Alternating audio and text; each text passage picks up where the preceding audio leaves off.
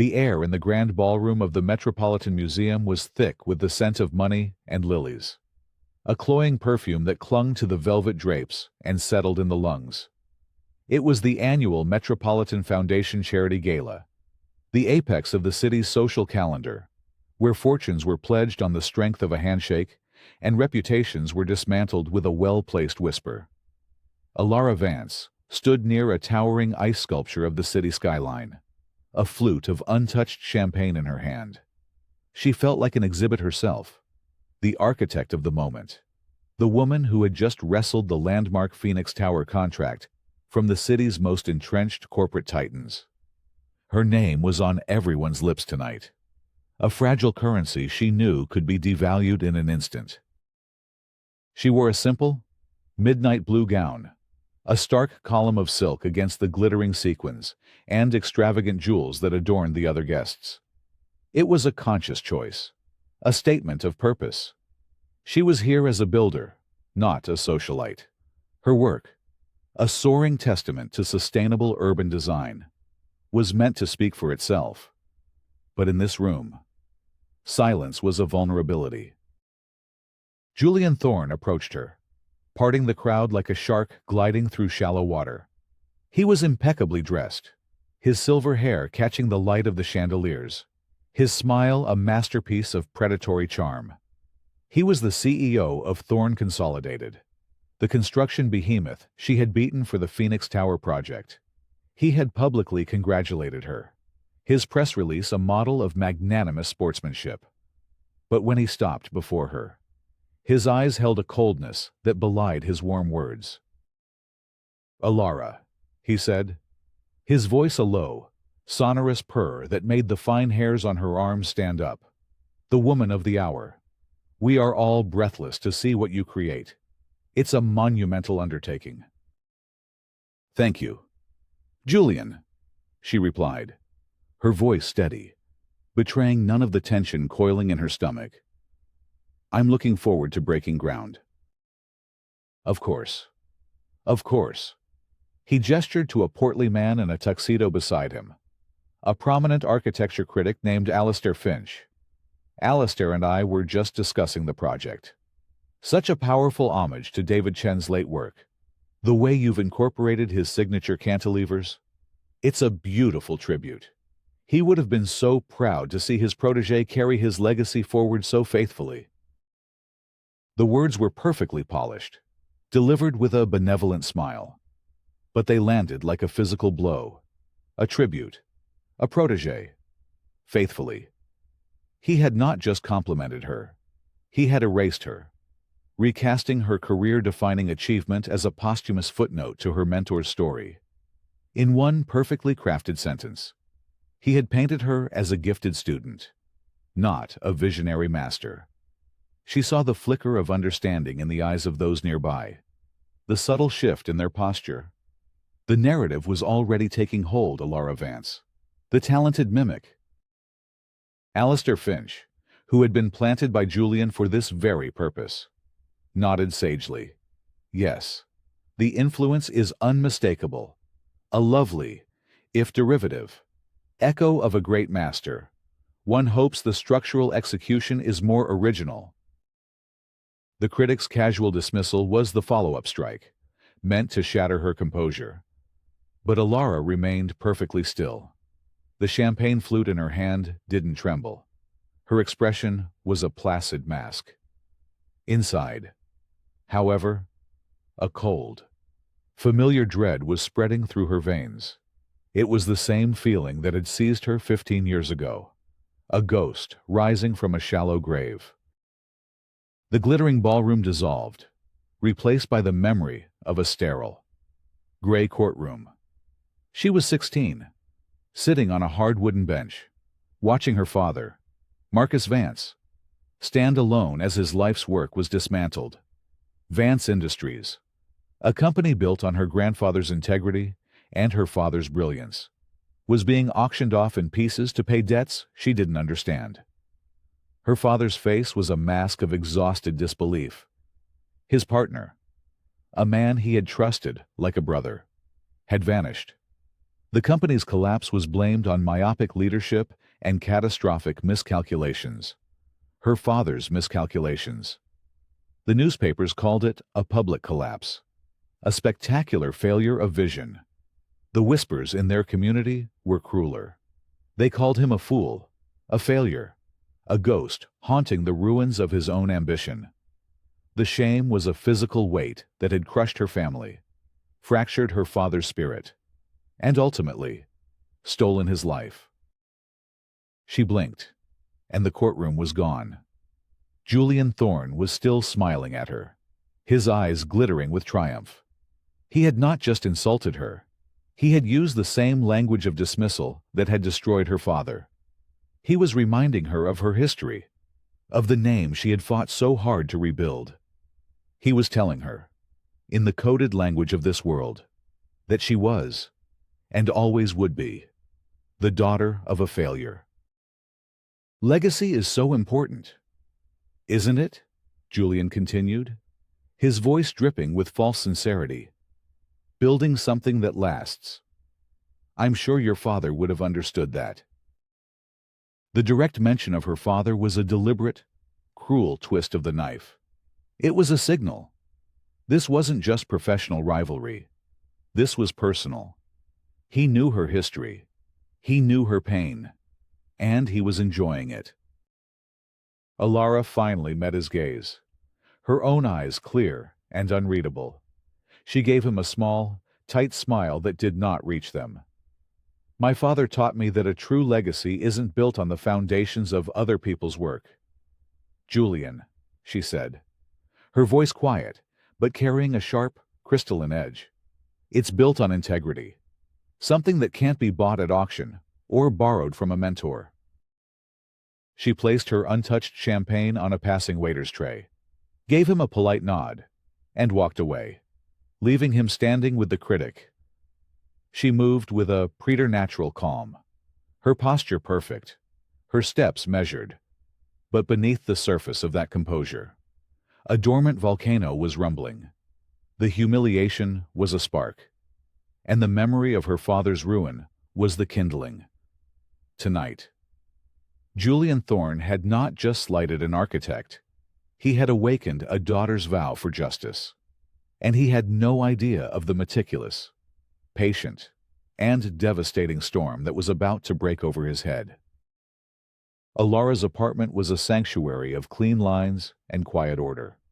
It overlooked the city from a height that rendered the urban chaos into a silent, glittering tapestry. The space was a reflection of her mind, minimalist, functional, with every object holding a specific purpose. There were no superfluous decorations, only books on structural engineering, biographies of great architects, and framed blueprints of her own designs.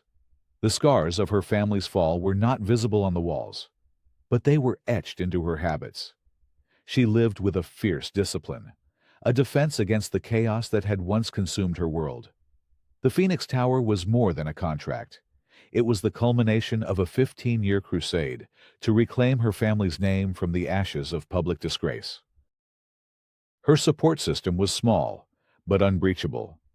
At the center of it was Arthur Covington, a man whose kindness was as solid and enduring as the old brownstones he adored. A retired professor of architectural history, he had been her father's closest friend, a surrogate uncle who had stepped in after the collapse, ensuring she had the support to finish her education. His library, a chaotic and cozy room smelling of old paper and leather, was the only place Alara ever truly lowered her guard. She sat opposite him now, a cup of steaming tea cradled in her hands, the warmth a small comfort against the chill of the previous night's gala. She had recounted Julian Thorne's words verbatim, her voice stripped of emotion. Arthur adjusted his spectacles, his brow furrowed with concern. It wasn't a random slight. "My dear," he said, his voice gentle but firm. "Thorne is a predator.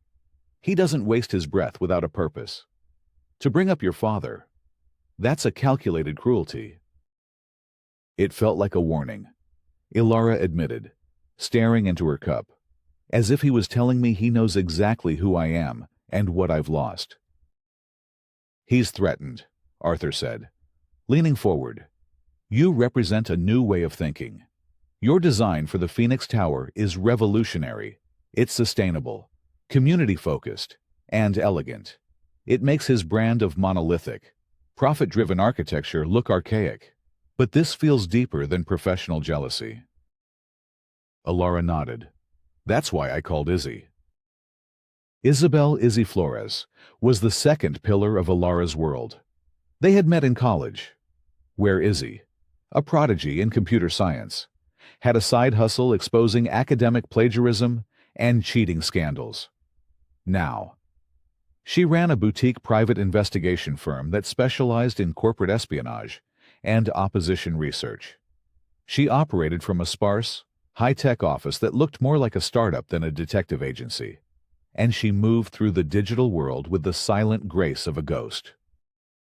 Izzy sat across from them now in Arthur's library, her laptop open, her fingers flying across the keyboard. "Julian Thorne," she said, without looking up. "Born Julian Tanner. Changed his name legally 20 years ago. Public records say it was for personal reasons. He emerged on the scene about 18 years ago with a surprising amount of seed capital and founded Thorne Consolidated. He's notoriously private. His digital footprint is scrubbed clean. No family. No old college friends. Nothing before the age of 30. It's a ghost's biography." "Tanner," Arthur murmured, the name stirring a vague memory. "I feel like I've heard that name before. In connection with your father." "I want you to dig deeper." "Izzy," Alara said, her tone resolute. "I want to know where that seed money came from. I want to know who he was before he became Julian Thorne. He made this personal. I need to understand why." "Consider it done," Izzy said, a glint in her eye. "Give me a week. Ghosts always leave a trail." The days that followed were a study in contrasts. Alara's public life was consumed with the Phoenix Tower project. She met with city officials, structural engineers, and material suppliers. Her focus absolute. She was brilliant and composed. Her presentations flawless. But in the quiet hours of the night, she, Arthur, and Izzy worked to build a different kind of structure, a case against Julian Thorne. The fight, she knew, had only just begun. The gala was just the opening salvo in a war she hadn't asked for, but was now determined to win. The declaration of war came not as a whisper, but as a full-throated roar. Alara was in a preliminary meeting with the City Planning Commission when her phone buzzed with an urgent notification. It was a link to a front-page article in the Metropolitan Chronicle, the city's most influential newspaper. The headline was a gut punch: "Phoenix Tower Project, plagued by catastrophic flaws." Leaked report claims. The article was a masterpiece of character assassination disguised as journalism. It cited an anonymous senior engineer from her firm who claimed Alara's innovative designs were structurally unsound. It included quotes from unnamed sources at City Hall, expressing grave concerns over her inexperience. Most damningly, it featured digitally rendered images, subtly altered from her own preliminary designs. That exaggerated the building's slenderness, making it look fragile and unstable. The article concluded with a quote from a concerned industry leader, who was, of course, Julian Thorne. "Innovation is the lifeblood of our city," Thorne was quoted as saying. "But it cannot come at the expense of public safety.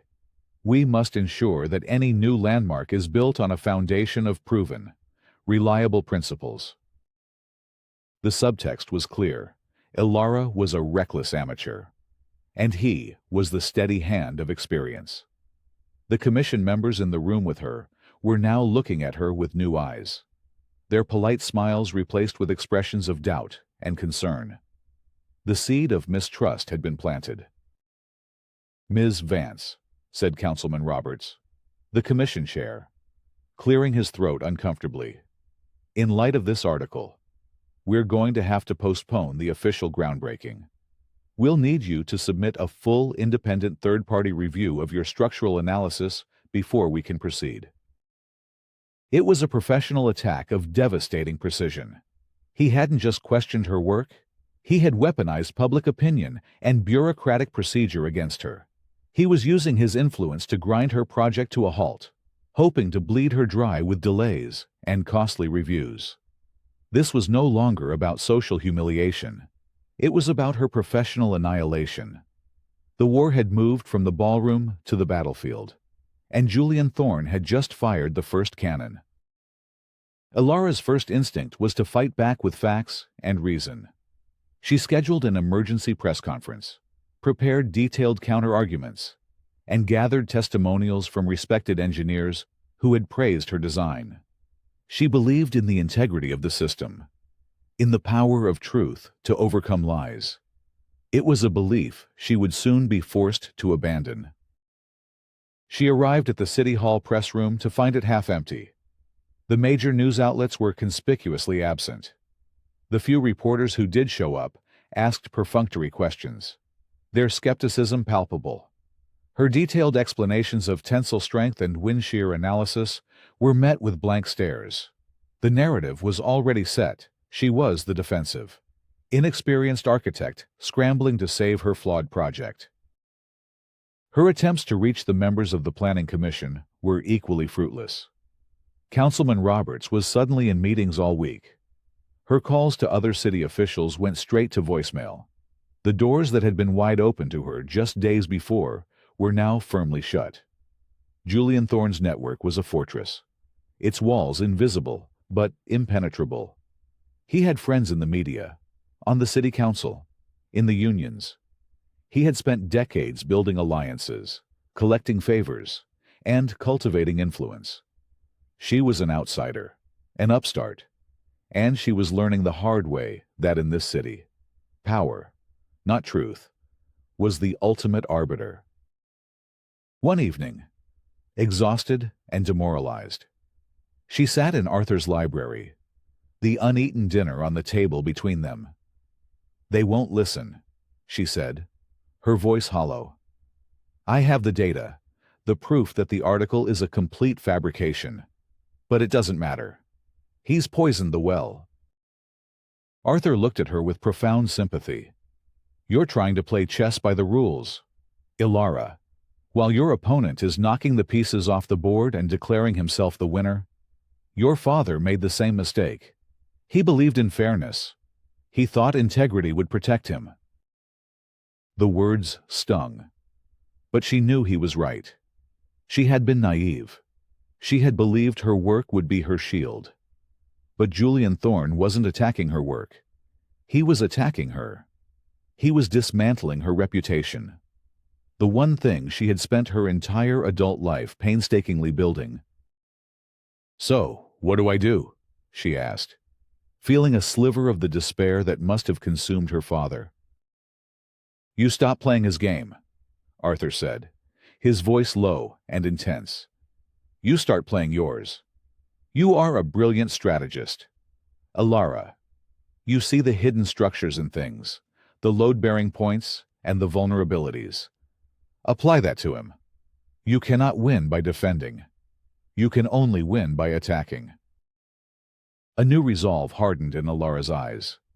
Arthur was right. The system was rigged against her. Playing by the established rules was a guaranteed loss. If she was going to fight, she had to do it on her own terms. The time for defense was over. It was time to find Julian Thorne's weaknesses and dismantle him, piece by piece. The shift in strategy was immediate and total. Ilara's public persona remained that of the composed professional, diligently working on the third-party reviews demanded by the city. But behind the scenes, a quiet, methodical counteroffensive was underway. The war room was Arthur's library.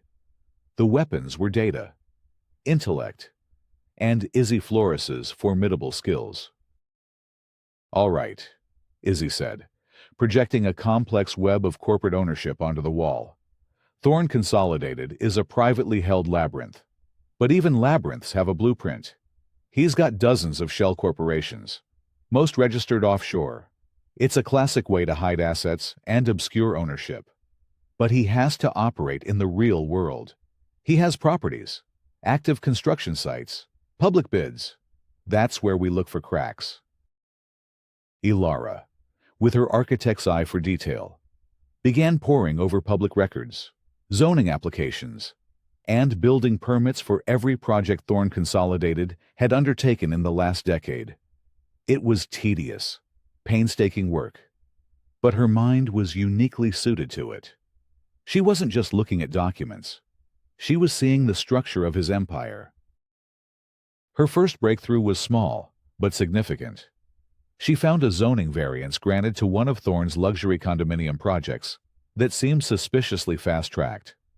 The approval had been signed by a deputy commissioner who, Izzy quickly discovered, had a son who had received a generous, unsolicited scholarship to a prestigious university, funded by a philanthropic foundation that was, after digging through 3 layers of shell corporations, controlled by Julian Thorn.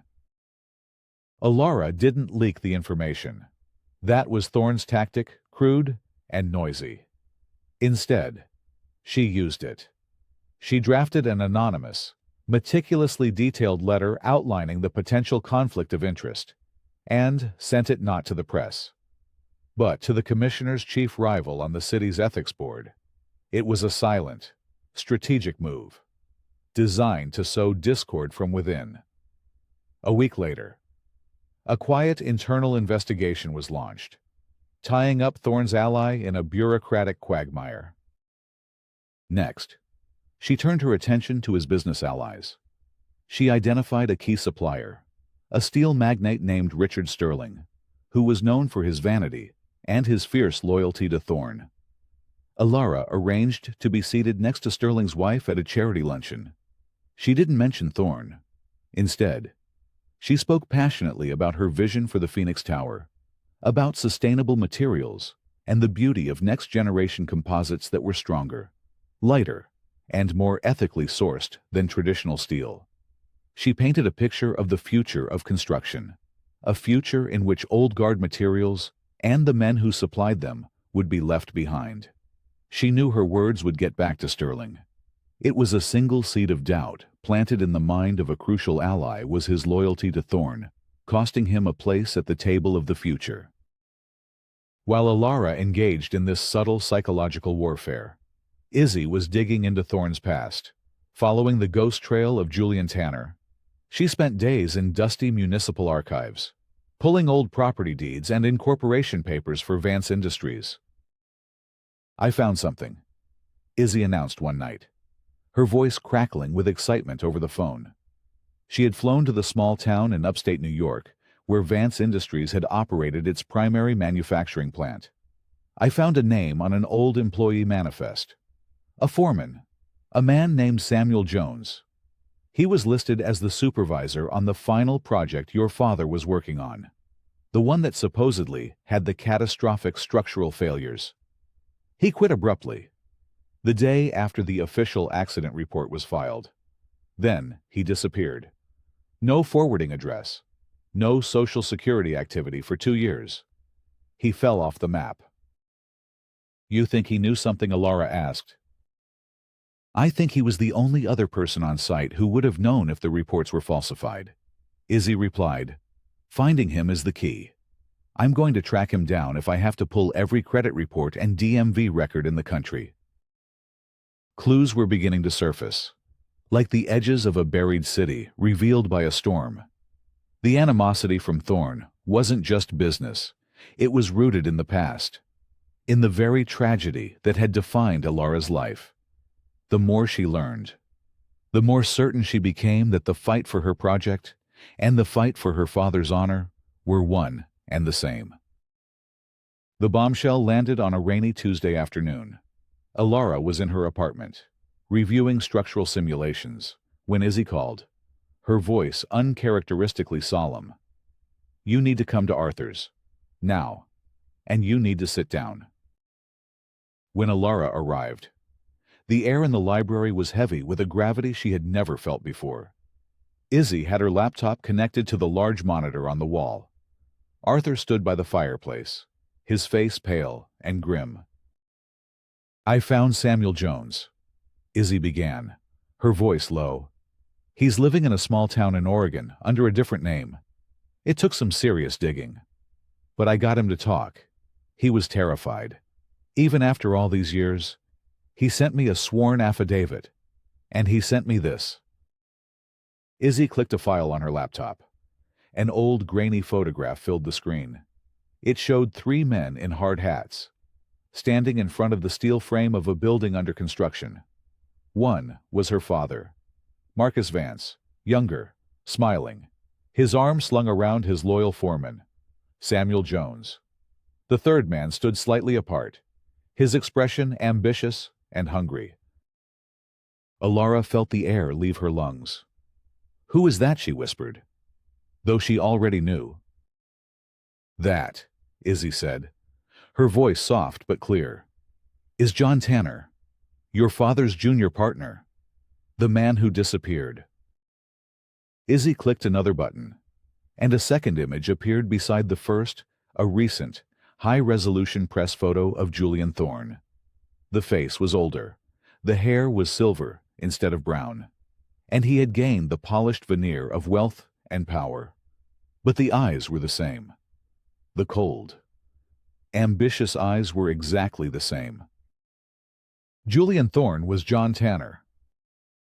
The pieces of the puzzle slammed into place with dizzying, sickening force. The name change, the ghost biography, the personal, venomous nature of his attacks. Samuel's affidavit tells the whole story, Izzy continued, her voice narrating the unfolding horror. Tanner was in charge of sourcing the steel for that final project. He cut corners. He bought a cheaper, substandard alloy from an uncertified supplier to boost the profit margins, planning to pocket the difference. The foreman, Jones, knew it was bad steel. He warned Tanner. Then he warned your father. Marcus confronted Tanner, told him he was fired and that he was going to report him, which would have meant criminal charges and the end of his career. Arthur finally spoke, his voice raspy with emotion, but he never got the chance. "No," Izzy said. Before Marcus could act, a section of the structure collapsed during a late-night stress test. It was a minor incident. No one was hurt. But Tanner saw his opening. He paid off the night watchman and falsified the incident report, blaming the collapse on a fundamental design flaw, your father's design. He shredded the steel purchase orders and created a fake paper trail. He framed Marcus Vance for his own catastrophic mistake. Alara sank into a chair, her mind reeling. The public collapse. The story that had ruined them. It was all a lie. A calculated, monstrous lie. "But why attack me now?" she asked. The question hanging in the air. Why not just leave it alone? Izzy brought up a satellite map on the screen. Zooming in on the city, she highlighted the location for the Phoenix Tower. Then, she overlaid a historical city map from 20 years ago. The two locations were nearly identical. "The Phoenix Tower," Izzy said, "is being built on the exact same parcel of land where the city tore down the old Vance Industries headquarters. Your foundation work, your geological surveys, you would have literally unearthed the evidence of his crime. The substandard steel from the original foundation is still buried down there. He's not just trying to steal your project, Ilara. He's trying to stop you from digging up his past. He is trying to silence the last living person who could expose the foundational crime upon which he built his entire empire." The fight was no longer about a building. It was no longer just about reclaiming her family's name. It was about exposing a lie that had festered for 15 years. A betrayal that had cost her father everything. Her grief, long buried under a mountain of ambition and resolve, resurfaced as a cold, diamond-hard fury. This was a fight for justice, a fight for redemption. and she would see it through to the end, no matter the cost. Julian Thorne, cornered and exposed, did not react like a calculating businessman. He reacted like a trapped animal. He must have sensed the change in Alara, the new, sharper edge to her strategy. Or perhaps one of his sources tipped him off that she was digging into his past. His retaliation was not subtle or strategic. It was a brutal, overwhelming display of force, designed to crush her completely. It began with a knock on her apartment door. A process server handed her a thick envelope. It was a lawsuit, filed by Thorne Consolidated, for intellectual property theft.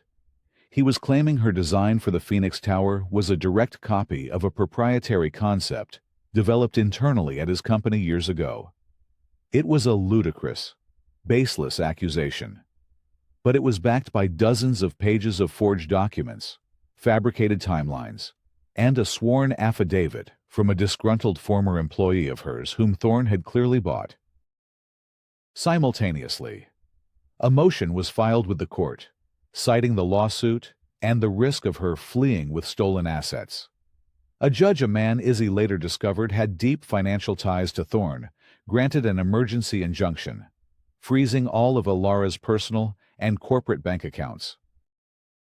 The blow was devastating. Overnight, she was cut off from her own money.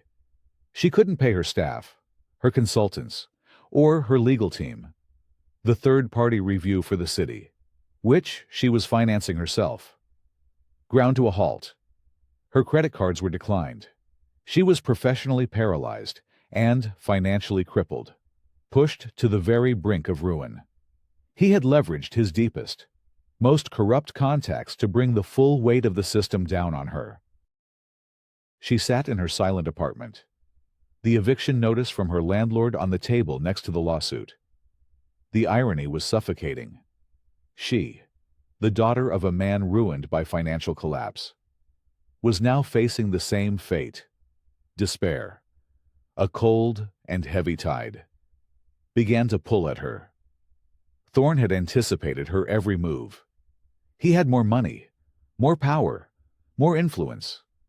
How could she possibly fight back when she couldn't even afford to keep the lights on?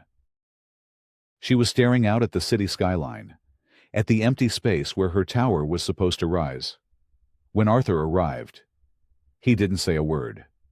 He simply placed a thick envelope on her table. Inside was a cashier's check for a substantial sum.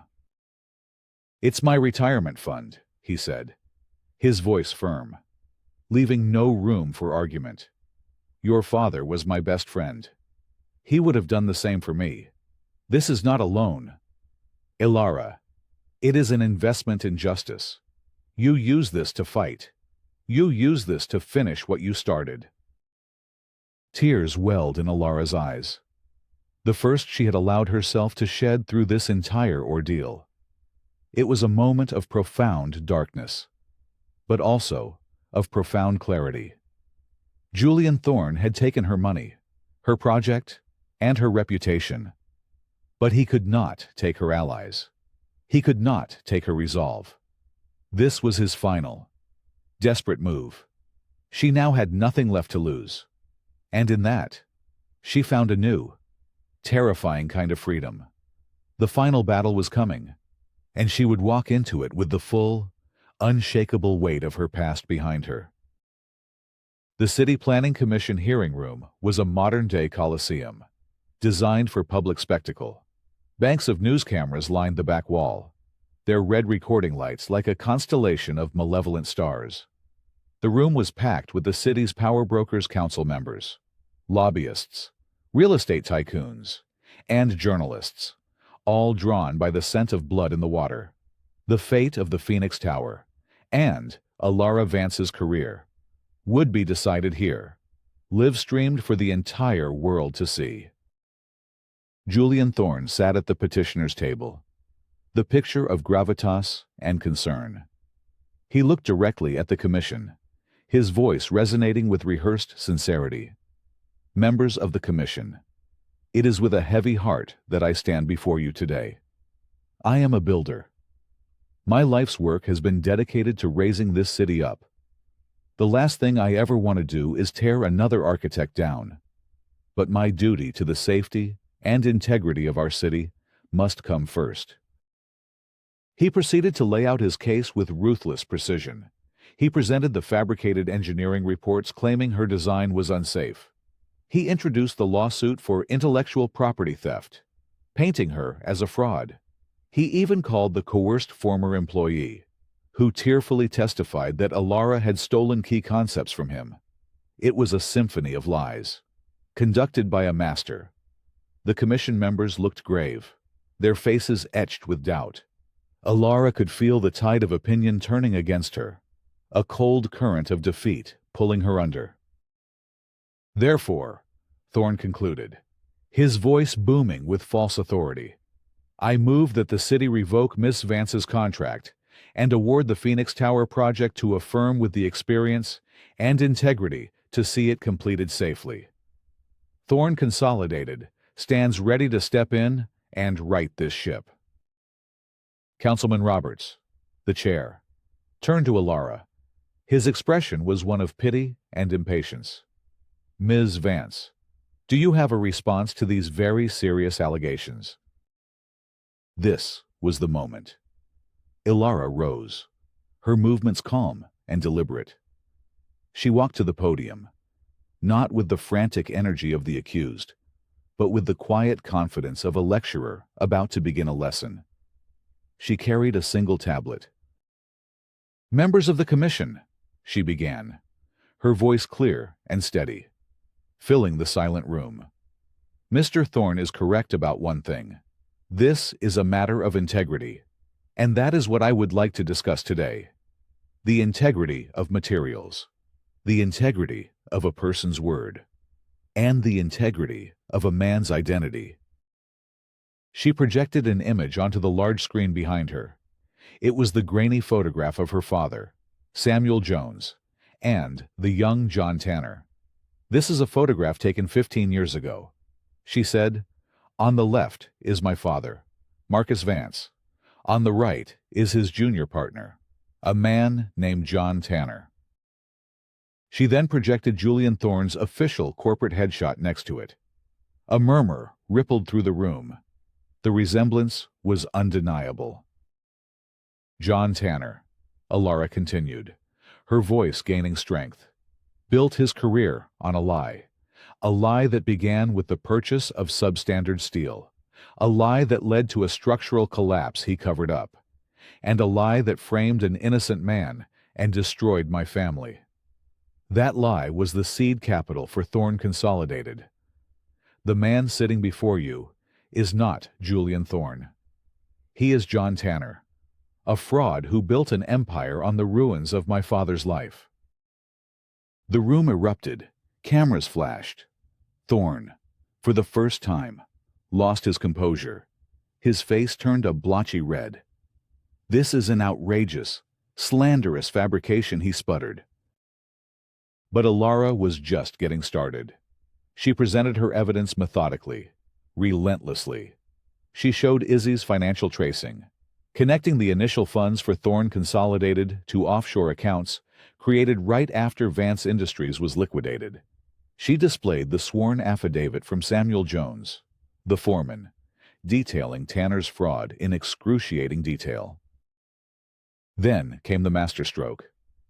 Mr. Tanner's greatest fear, Alara said, turning to look directly at him, was that my work on the Phoenix Tower site would literally unearth his crime. He was right to be afraid. She projected a new image on the screen, a core sample from the geological survey of the construction site.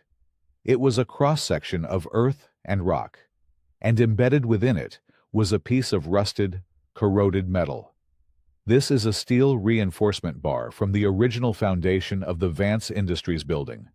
My team ran a metallurgical analysis. Its carbon and manganese content is dangerously below industry standards. It is brittle, worthless, and exactly matches the chemical signature of the cheap, uncertified alloy described in Samuel Jones's affidavit. She had him. The proof was physical. scientific, and irrefutable. Julian Thorne, John Tanner, was silent, his face a mask of disbelief and fury. His empire was crumbling around him, live on every news channel in the city. The commission members stared, aghast. Just as Councilman Roberts was about to speak, Thorne stood up, his eyes blazing with the hatred of a cornered predator. He knew he was finished, but he was determined to pull her down with him. He played his final, venomous card. "She talks about integrity," he snarled, pointing a shaking finger at Alara. "She stands there on her moral high ground, built for her by a man who is just as guilty as she claims I am, the man who saved her. Her beloved mentor, David Chen." Alara froze. The name struck her with the force of a physical impact. David Chen knew, Thorne shouted, his voice cracking with desperation. He knew the initial reports were falsified. "I have the proof." He fumbled with his own tablet, projecting a document onto the screen. It was an internal memo from Vance Industries, dated the day after the collapse. It was a preliminary engineering review, signed by a young David Chen, corroborating the false claim that the collapse was due to Marcus Vance's design flaw. He was a junior engineer back then, Thorne sneered. Ambitious. He had a young family. I told him if he didn't sign, I would make sure he never worked in this city again. I blackmailed him. Yes, but he made his choice. He chose his career over his friend. Her entire life, her entire comeback story, is built on the silence of a coward who helped me bury the truth. The room fell into a stunned silence. Alara stood at the podium, speechless. The secondary twist was a devastating blow, far more painful than anything Thorne himself could have done to her. He had not just attacked her. He had poisoned her past, tainted the legacy of the one man she had trusted implicitly, the man who had helped her rebuild her life. The victory she had just secured felt hollow, its triumph soured by a new, more intimate betrayal. The world watched, waiting to see what she would do. Would she destroy everyone to save herself? Or would she find another way? Her greatest test was not in exposing a villain, but in deciding the fate of a fallen hero. In the chaotic hours following the hearing, the world erupted. Julian Thorne, or John Tanner, was arrested as he tried to leave City Hall. News vans camped outside the building, broadcasting breathless updates. The stock market suspended trading on all companies associated with Thorne, consolidated as its value evaporated in real time. The scandal was the biggest story in the country. But Alara heard none of it. She sat in a small, quiet anteroom. The noise of the media frenzy a distant hum. The victory was ashes in her mouth. The revelation about David Chen had fractured the very foundation of her world. Later that evening, she went to his home. He was waiting for her in his study, looking older and more fragile than she had ever seen him. The room, usually a place of comfort and mentorship, felt like a courtroom. He didn't offer excuses. He simply told her the truth, his voice heavy with the guilt of 2 decades. "He was right," David said, his eyes filled with a shame so profound it was painful to witness. "Tanner came to me. He had already falsified the primary reports. He told me Marcus was ruined, that nothing could save him. He said if I didn't sign a secondary corroboration, he would implicate me in the fraud. My wife had just given birth to our son. We had nothing. I was scared. So I signed. I told myself it wouldn't have changed anything for Marcus. But I have lived with that cowardice every day of my life." He looked at Alara, his expression pleading for an understanding he didn't feel he deserved. "When I heard what had happened to Marcus, the guilt, it was unbearable. I sought you out. Alara, I helped you. I mentored you. Not just because you were brilliant, but because I was trying to atone. I was trying to pay back a debt to your father by helping his daughter. It was selfish, a way to quiet my own conscience." Alara listened, her heart a cold, heavy stone in her chest. The anger she expected to feel wasn't there, replaced by a deep, aching sorrow. This wasn't a story of a villain. It was a tragedy of a good man who had made a terrible choice out of fear. "What will you do?" David asked, his voice barely a whisper. She had the power to destroy him. One word to the press, and his celebrated career would end in the same disgrace as Thorne's. It would be justice. Of a kind. But looking at the broken man before her, she knew it was not the kind of justice she was seeking. Her father had been a man of integrity, but also of compassion. Vengeance would not honor his memory. Truth would. "You are going to hold a press conference tomorrow," she said, her voice quiet but firm. "You are going to tell the truth. All of it. You will resign from the university and from every board you sit on.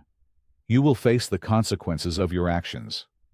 But," she paused, meeting his gaze, "I will be there.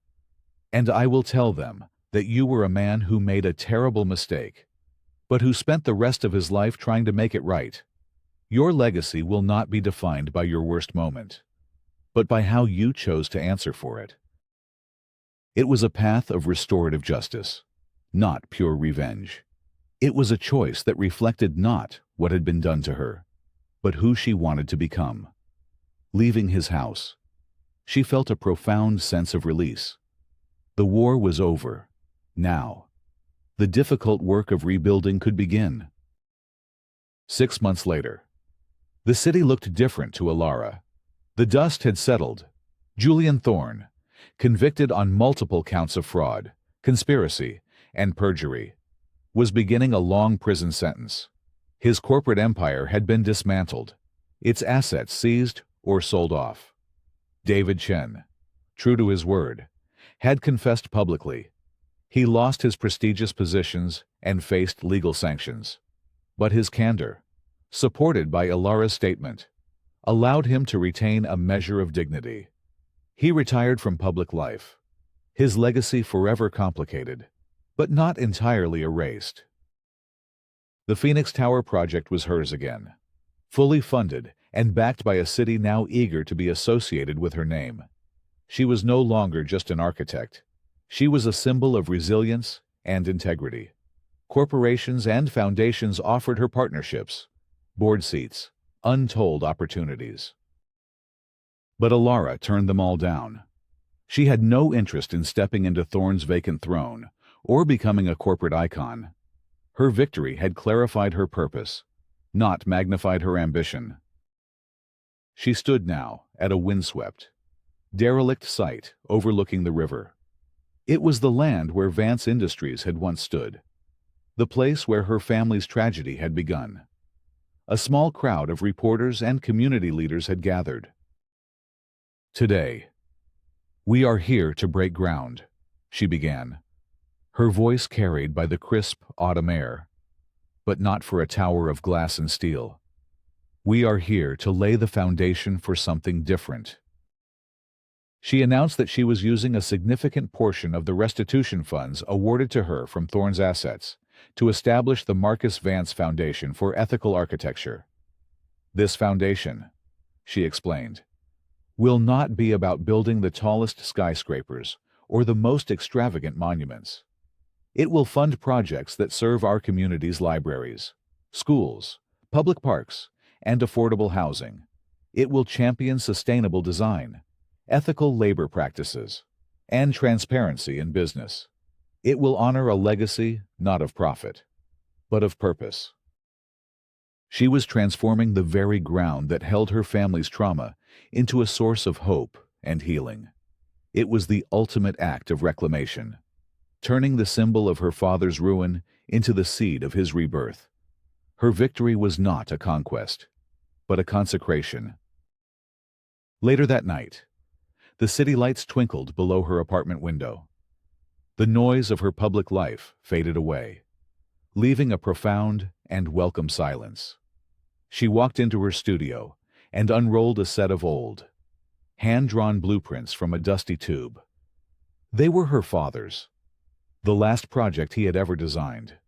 An innovative public art center, left unfinished on his drafting table. She smoothed out the crisp, yellowed paper, tracing the elegant lines with her fingertips. For the first time in 15 years, the memory of her father brought not a pang of grief, but a quiet, steadying peace. The heavy shadow of the past, the relentless drive for vindication, had finally lifted. She was free. A small, genuine smile touched her lips.